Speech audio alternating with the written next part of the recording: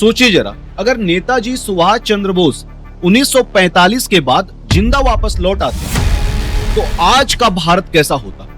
जैसा हम देख रहे हैं वैसा, या तो फिर सत्य की कुछ बड़े चेहरे कभी उभर ही नहीं पाते। 18 अगस्त 1945 पूरी दुनिया को यह बताया गया कि नेताजी सुभाष चंद्र बोस इस दुनिया में अब नहीं रहे। अगर यह बात झूठ था तो इस झूठ से सबसे अधिक फायदा किसी को, और अगर यह बात सच था तो फिर आज तक उनकी अस्थियां भारत वापस क्यों नहीं लाएगी? ये जो प्लेन क्रैश का बात है कि नेताजी के गायब होने को प्लेन क्रैश के कहानी के साथ जोड़ा जाता है, ये प्लेन क्रैश की कहानी नहीं है, ये बल्कि ऐसी कहानी है, एक ऐसा मिस्ट्री है जहां पर पावर, पॉलिटिक्स और फ्यूचर ऑफ इंडिया तीनों आपस में कोलाइड हो रहे थे। इसलिए असली मुद्दा यह नहीं कि नेताजी कैसे मरे, जबकि असली मुद्दा यह है कि कौन चाहता था कि नेताजी भारत में वापस नहीं आए, नहीं रहे। और इस सवाल का जवाब हमें 1945 में नहीं मिलने वाला है, इस सवाल का जवाब हमें 1939 में मिलने वाला है। आप नेताजी के डेथ मिस्ट्री पर कई सारे वीडियो अभी तक देख चुके होंगे और YouTube पे पड़ा हुआ भी है, तो मैं अपने इस वीडियो में नेताजी के डेथ मिस्ट्री या गुमनामी वावा जो कंस्पिरेसी थ्योरी है उस पर बात कर नहीं करने वाला हूं। ये वीडियो बाकी वीडियो से बिल्कुल अलग है। YouTube में पहला ये वीडियो होगा बिल्कुल यूनिक, जहां पर मैं ये बात करने जा रहा हूं कि नेताजी के नहीं रहने से किन किन लोगों को फायदा था, कौन वो लोग थे जो चाहते थे कि नेताजी नहीं रहे। तो अगर आपके पास टाइम है इस वक्त तो आप इस वीडियो को आराम से इत्मीनान से बैठ के देखिए। अगर टाइम नहीं है तो वॉच लेटर में ऐड कीजिए, इत्मीनान से बाद में देखिएगा, लेकिन देखिएगा जरूर। और अगर आप एक भी पॉइंट, एक भी चैप्टर स्किप किए या पास करके आप देख लिए तो फिर अर्थ का अनर्थ निकाल लीजिएगा, आपको मीनिंग इसका समझ में नहीं आएगा और पता चलेगा कि विलन कोई और है और आपने घोषित किसी और को कर दिया। तो बिना स्किप किए, बिना इसे पास किए आराम से देखिए। मैं दावे के साथ बोलता हूं कि एंड ऑफ द वीडियो में को एक थ्योरी आपके मन में जरूर से डेवलप होगा जो आपको सोचने पे मजबूर कर देगा कि हमने जो पढ़ा है और हमें जो पढ़ाया गया है उस चीज में बहुत सारे एक्चुअल कारण को, एक्चुअल सच्चाई को छिपाया गया है। सारा का सारा डॉक्टरेट और मैनिपुलेटेड हिस्ट्री पढ़ाया गया है। देखिए, इस कहानी की शुरुआत होती है 1938 से। 1938 में हरिपुरा इलेक्शन होता है, कांग्रेस का प्रेसिडेंशियल इलेक्शन, और उस इलेक्शन में नेताजी सुभाष चंद्र बोस जीत जाते हैं। अब चूंकि नेताजी प्रेसिडेंट है तो डेफिनेटली पार्टी जो है वो तो अपने प्रेसिडेंट के अकॉर्डिंग चलेगी, लेकिन पार्टी में सबसे अधिक वर्चस्व किसका था? तो महात्मा गांधी का और गांधीवादी विचारधाराओं का। और यहीं पर समस्या होना शुरू हो जाता है। एक तरफ गांधीवादी विचारधारा था कि अहिंसा, लेकिन नेताजी मानते थे कि ना, अहिंसा केवल एक ऑप्शन है, वो फाइनल सॉल्यूशन कभी नहीं हो सकता है। नेताजी का मानना था आजादी मांगने की चीज नहीं है, इसे छीनना पड़ता है, और अंग्रेज प्रेयर से नहीं प्रेशर से अलग होंगे। और यही सब विचारधारा नेताजी को काफी मास पॉपुलैरिटी दिला रहा था। उस दौर में जो ज्यादातर यूथ थे वो नेताजी के विचारों से काफी अधिक प्रभावित थे। हुआ क्या, नेताजी इतने अधिक पॉपुलर होने लगे कि कांग्रेस के बाकी लीडर्स को कहीं ना कहीं वो चुभने लगे थे। और बारी आता है दूसरे इलेक्शन का, 1939 का त्रिपुरी इलेक्शन। इस इलेक्शन में नेताजी को काउंटर करने के लिए गांधी जी अपने एक रिप्रेजेंटेटिव को खड़ा कर देते जिसका नाम था पटाभी सीताराम। अब होता है क्या, इलेक्शन हुआ, वोट पड़े, रिजल्ट आया, और रिजल्ट चौंकाने वाला। चूंकि ज्यादातर लोग नेताजी को पसंद कर रहे थे तो नेताजी जीत जाते हैं, और ये बात गांधी जी को बड़ा चुभ जाता है। गांधी जी बोलते हैं कि पटाभी की हार यानी मेरी हार है, और इस बात पर ज्यादातर कांग्रेस वर्किंग कमेटी के लोग इस्तीफा देना शुरू कर देते हैं। सोचो, प्रेसिडेंट जो हो अपने ही पार्टी में और उसी के पार्टी के लोग उसी के साथ ना। ये इतिहास में शायद पहली बार हुआ होगा इस तरह का विडंबना कि जीता हुआ व्यक्ति ही अपने पार्टी से निकाला जा रहा हो, क्योंकि कांग्रेस अब दबाव डालने लगी नेताजी पर कि वर्किंग कमेटी आपका साथ दे नहीं रही है, पार्टी काम कैसे करेगी, आप अकेले तो काम कर नहीं पाओगे, आप इस्तीफा दें। फाइनली नेताजी कांग्रेस से इस्तीफा दे देते हैं। और यही सब जो नेताजी का विचार था, यही विचार उन्हें कांग्रेस के अंदर एक अनकंट्रोलेबल और अनकंफर्टेबल लीडर बनाने लगे। देखिए, नेताजी सुभाष चंद्र बोस अब पार्टी से तो अलग हो चुके थे, तो अब क्या करें? नेताजी क्या करते, अपनी एक अलग पार्टी बना लेते हैं, नाम रखते हैं फॉरवर्ड ब्लॉक। कोई कांग्रेस की तरह लाम लपेट नहीं, क्लियर कट हिसाब कि हम भाई हिंसा करेंगे और आजादी छीन कर लेंगे अंग्रेजों से। उनका सीधा कॉन्सेप्ट था मास मोबिलाइजेशन, आर्म रिवोल्ट, और जो ब्रिटिश वॉर हो रहा था उसका फायदा उठाना। और यहीं से नेताजी दो लोगों के लिए निशाने पर आ गए। अंग्रेजों के लिए वो रेबल बन गए और जो कांग्रेस थी उनके लिए एक अनकंट्रोलेबल लीडर बन चुके थे। होता है क्या, उस वक्त वर्ल्ड वॉर चल रहा था। नेताजी इस विचार में थे कि जैसे ही अंग्रेज सेना लेकर के वर्ल्ड वॉर में जाएगी, हम उस वैक्यूम का फायदा उठाएंगे, अपना आर्मी हम रेडी रखते हैं, हम अटैक कर देंगे और पूरी की पूरी सत्ता हम छीन लेंगे, आजादी उनसे छीन लेंगे। लेकिन कांग्रेस का विचार तो बिल्कुल अलग था। कांग्रेस का क्या बोलना था कि नहीं, हम लोग ट्रीटी करेंगे, हम लोग ग्रेजुअल पावर ट्रांसफर करेंगे। देखो, यहां पर मुद्दा विचारधारा का नहीं है, डिफरेंस ऑफ आइडियोलॉजी का नहीं है, यहां पर मुद्दा डिफरेंस ऑफ पावर का है। सोचने वाली बात है, अगर नेताजी अपने विचार से आजादी छीन लेते तो पावर किसके हाथ में होता? डेफिनेटली नेताजी के हाथ में। और कांग्रेस क्या चाह रही थी वो आप कमेंट सेक्शन में बताना हमें। आगे समझते हैं। देखिए, अंग्रेज तो समझ चुके थे कि सुभाष चंद्र बोस को कंट्रोल करना बहुत जरूरी है, नहीं तो अंग्रेजों को भारत छोड़ने में ज्यादा दिन नहीं लगने वाला है।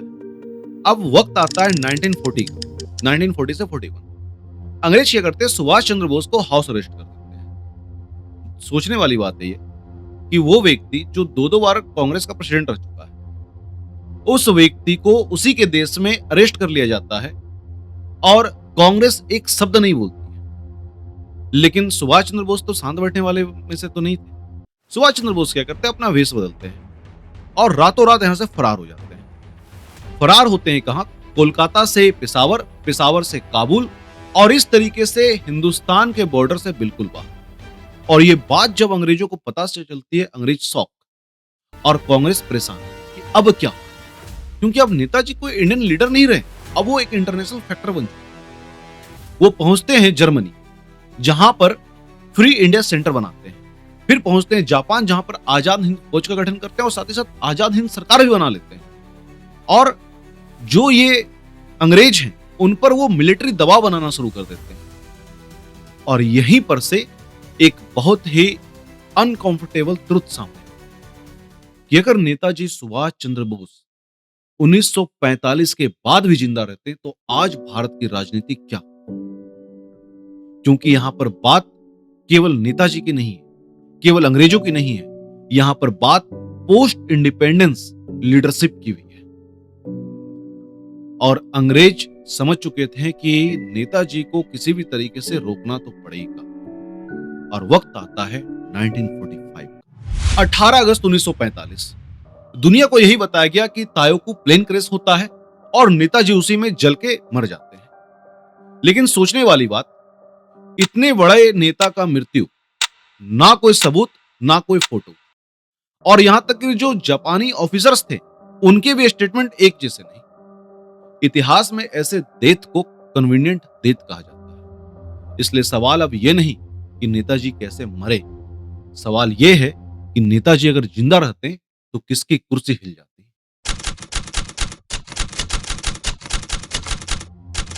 देखिए, 1945 के बाद पूरी दुनिया दो भाग में बढ़ चुकी थी। एक तरफ अमेरिका ब्रिटेन और दूसरी तरफ रसिया।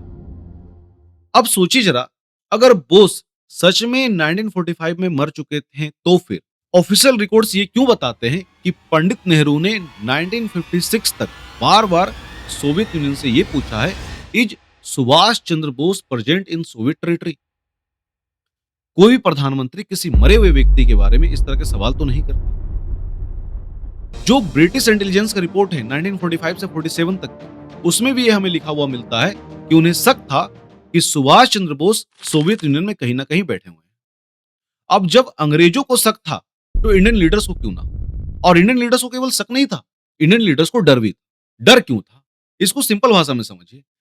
पंडित नेहरू जो है वो पब्लिकली जो सोशलिज्म है उसको सपोर्ट करते थे, यूएसएसआर को एप्रिशिएट करते थे, लेकिन प्राइवेटली उनका डर कुछ अलग ही था। उनका डर था कि अगर सुभाष चंद्र बोस वापस आ जाएं तो फिर कांग्रेस के पास क्या जवाब होगा दुनिया को बताने के लिए। आईने का ओरा दुनिया देख चुका था। 1946 का जो आईने का ट्रायल था उसी में पता चल चुका था, अगर सुभाष चंद्र बोस लीडर होते, सुभाष चंद्र बोस जीवित होते, तो भारत का जो पॉलिटिकल बैलेंस था वो बिल्कुल ही अलग होता। इस पर रसिया ने भी गजब का गेम खेला है। रसिया ना ही कभी हां बोला और ना ही कभी ना बोला। अगर वो हां बोलता कि सुभाष चंद्र बोस मेरे ही पास है, तो फिर इस पे यूके और यूएसए दोनों नाराज हो जाते और इंडिया भी अनकंफर्टेबल हो जाता। और अगर हां बोल दिया होता तो फिर जो ये डेथ थ्योरी है वही कोलैप्स कर जाता। और इस दोनों स्थिति में रसिया कहीं ना कहीं उलझ जाता, और रसिया उस वक्त उलझना नहीं चाहता था, और रसिया चाहता था किसी तरीके से हम इंडियन लीडर्स को अपने काबू में रखें, बोस के नाम का डर दिखा करके ही रखें, लेकिन काबू में रखें, और यही चीज हुआ। देखिए, इस कहानी में सबसे बड़ा ट्विस्ट आता है 1950 से 80 के दशक में। होता है क्या, एक फैजाबाद में एक बाबा जी का पता चलता है जिसका नाम था भगवान जी। पुलिस से दूर, पब्लिक से दूर, और सबसे बड़ी बात फोटो से भी दूर। लेकिन जो भी लोग उनसे मिले, उनका यह कहना था कि उनका सोच, उनका समझ राजनीति को लेकर के, इंटरनेशनल पॉलिटिक्स और जियो पॉलिटिक्स को लेकर के, ये किसी आम साधु के जैसा नहीं था, ये किसी ट्रेंड व्यक्ति के जैसा। और सबसे यूनिक चीज कब हुआ कि जब उनका मृत्यु होता है तो उनके पास से जो सामान मिला, जब उनका डेथ हुआ तो वहां पर मौजूद जो सामान था वो क्या था? जर्मन बाइनोकुलर, आईएनए के डॉक्यूमेंट्स, नेताजी की जैसे हैंडराइटिंग, कांग्रेस लीडर्स के लेटर। और सबसे अजीब बात यह हुई कि तुरंत ही भारत सरकार ने उस पूरे सामान को सीज करवा दी। अगर वो नेताजी नहीं थे तो भारत सरकार को इतनी जल्दी क्यों थी? देखिए, वो कभी नहीं एक्सेप्ट किए कि मैं नेताजी हूं, भारत सरकार भी कभी एक्सेप्ट नहीं किए कि वो नेताजी थे, लेकिन इतनी जल्दी क्यों थी? मुखर्जी कमीशन बोली भी कि उसका जांच पड़ताल करो कि क्या वो नेताजी तो नहीं थे, उन सामानों को जांच पड़ताल करो। लेकिन भारत सरकार ने एक जवाब क्या दिया? No, clear cut no. और जब किसी मिस्ट्री के सॉल्व के बारे में इस तरह का नो बोल दिया जाता है, प्रूफ होते हुए भी, एविडेंस होते हुए भी, वहां पर शक और गहरा हो जाता है। 3 दशक, 3 कमीशन, 3 रिपोर्ट, और तीनों में एक चीज कॉमन कि मंजिल के करीब पहुंचते पहुंचते यू टर्न और पूरा कहानी बंद। सनावाज कमेटी ये एक एविडेंस के पहले ही वर्डिक्ट दे दी। उसी तरीके से आता कोसला कमीशन, वो सवाल पूछा लेकिन बहुत लिमिट में, और मुखर्जी कमीशन सच बोल रहे थे लेकिन उनके बातों को ही रिजेक्ट कर दिया। सोचने वाली बात है कि जब हम जवाब के इतने करीब थे, जब सवाल पूछ रहे थे, तो उसको रोक क्यों दिया गया बीच में? यहीं पर डाउट होना शुरू होता है, और इन सारे शकों का जवाब हमें मिलता है बहुत ही डेप्थ एनालिसिस के बाद। देखिए, नेताजी का गायब होना ये केवल भारत का बात नहीं है, भारत की कहानी नहीं है, ये एक इंटरनेशनल फैक्टर है। कारण था कोल्ड वॉर। कोल्ड वॉर ऐसा नहीं केवल अमेरिका और रशिया के बीच का युद्ध था, ये फ्यूचर कंट्रोल का गेम था। कंट्रोल। अब यहां पर बात समझो, नेताजी किसी कैंप में फिट नहीं बैठते थे, ना अमेरिका के कैंप में, ना रशिया और ना ही कांग्रेस। और इस तरह के कोल्ड वॉर में जो किसी कैंप में फिट नहीं बैठता है वो सबसे अधिक खतरनाक होता है। इसी कारण से नेताजी इन सबों के लिए खतरनाक थे। आप सिंपल सा देखो, जब देश अपना आजाद हुआ उसके बाद क्या हमारे देश में रशिया का कंट्रोल रहा डायरेक्टली इनडायरेक्टली? जवाब है हां। क्या अमेरिका कंट्रोल रहा डायरेक्टली इनडायरेक्टली? जवाब है हां। अभी जो रिसेंट में ट्रीटी हुआ है यूरोपियन यूनियन का, इससे भी आपको पता चल चुका हो कि ना कितना बड़ा कंट्रोलेशन है यूरोपियन पावर्स का, अमेरिकन का। और ऐसी स्थिति में अगर सुभाष चंद्र बोस होते तो ये कंट्रोलेशन गारंटेड नहीं होता, क्योंकि वो किसी कैंप में फिट नहीं बैठते थे।